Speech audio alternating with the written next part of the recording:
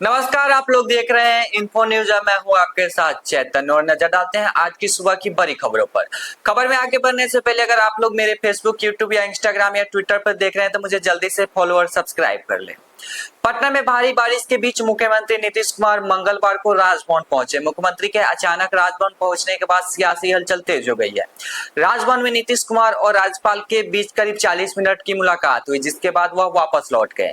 जानकारी के मुताबिक मुख्यमंत्री ने राज्य की वर्तमान राजनीतिक हालात पर चर्चा की है। केंद्र में नई सरकार बनने के बाद यह पहली मुलाकात है। डिप्टी सीएम सम्राट चौधरी के सिर का मुरेठा 22 महीने बाद यानी आज बुधवार को अयोध्या में हटेगा। इसको लेकर कल डिप्टी सीएम काफिले के साथ पटना से अयोध्या निकले थे। उनके साथ सरकार के मंत्री और पार्टी के पदाधिकारी भी गए हैं। अयोध्या में सरयू नदी के अपने बालों को अर्पित करने के साथ साथ सम्राट चौधरी मुरेठा भी अर्पित करेंगे। इसके बाद रामलला का पूजा दर्शन करने के साथ ही सरयू आरती में शामिल होंगे। एनडीए ने उपेंद्र कुशवाहा को राज्यसभा भेजने का फैसला किया है। एनडीए ने यह फैसला सभी सहयोगी दलों की सहमति से लिया है, जिसके तहत उपेंद्र कुशवाहा राज्यसभा के उम्मीदवार होंगे। बिहार के डिप्टी मुख्यमंत्री सम्राट चौधरी ने मीडिया से बातचीत में कहा कि उपेंद्र कुशवाहा को राज्यसभा भेजने का निर्णय एनडीए के सभी दलों का सामूहिक फैसला है। यह कदम कुशवाहा समुदाय के समर्थक को बनाए रखने के लिए उठाया गया है, जो बिहार की राजनीति में एक महत्वपूर्ण घटक है। बिहार के स्वास्थ्य मंत्री मंगल पांडे ने जानकारी दी है कि अब राज्य में मेडिकल की होने वाली पढ़ाई हिंदी में होगी। मुख्यमंत्री नीतीश कुमार के नेतृत्व में ऐसी ऐतिहासिक पहल को बिहार को स्वास्थ्य विभाग ने मेडिकल कॉलेज अस्पतालों में मेडिकल पाठ्यक्रम की पढ़ाई हिंदी माध्यम से कराने की व्यवस्था प्रभावी कर दी है।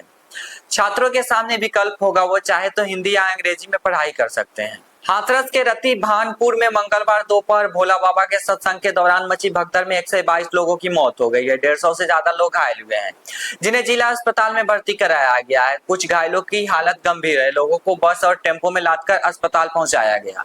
बिहार में मंगलवार सुबह से कई जिलों में झमाझम बारिश हो रही है। मौसम विभाग के अनुसार अगले 6 दिनों तक यही हाल रहने की उम्मीद है। आईएमडी के पूर्वानुमान के मुताबिक अगले 24 घंटे में मुजफ्फरपुर, किशनगंज, अररिया, सुपौल, गोपालगंज और समस्तीपुर में भारी बारिश होने का अनुमान है। मंगलवार को प्रधानमंत्री नरेंद्र मोदी लोकसभा में राष्ट्रपति के अभिभाषण पर धन्यवाद प्रस्ताव देने सांसद पहुंचे थे। जैसे ही उन्होंने स्पीच शुरू की, विपक्ष ने तानाशाही नहीं चलेगी कि नारे लगाना शुरू कर दिया। विपक्ष लगातार मणिपुर मणिपुर और न्याय दो के नारे लगा रहे थे। आदरणीय सभापति जी,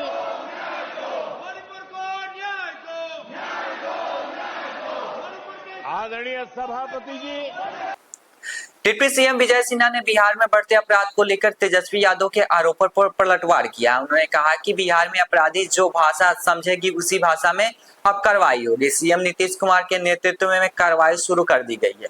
डिप्टी सीएम ने कहा कि शहाबुद्दीन गैंग के गुर्ग सुमित का एनकाउंटर किया गया है। एसटीएफ ने सुमित का एनकाउंटर किया है। मुजफ्फरपुर के बैंक लुटेरों का भी एनकाउंटर किया गया है। यूपी में एनकाउंटर मॉडल बाद में आया। बिहार में एनकाउंटर मॉडल 2005 से है।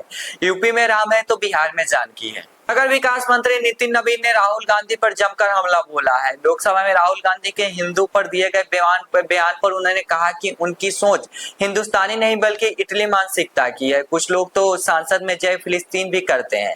ऐसी मानसिकता वाले लोगों पर कार्रवाई होनी चाहिए।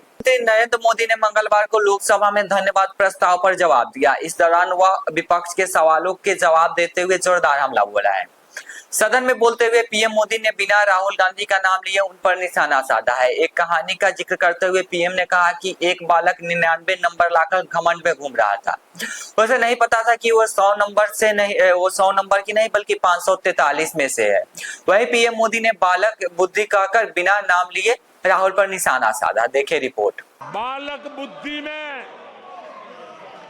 ना बोलने का ठिकाना होता है और न ही बालक बुद्धि में व्यवहार का कोई ठिकाना होता है। और जब ये बालक बुद्धि पूरी तरह सवार हो जाती है तो सदन में भी किसी के गले पड़ जाते हैं।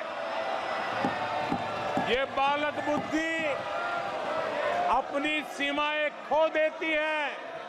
एक बालक घमंड में घूम रहा था और देश सबको दिखाता था, देखो कितने ज्यादा मार्क्स आए हैं। तो लोग भी जब 99 सुनते थे तो शाबाशी देते थे, बहुत उसको हौसला बुलंद करते थे।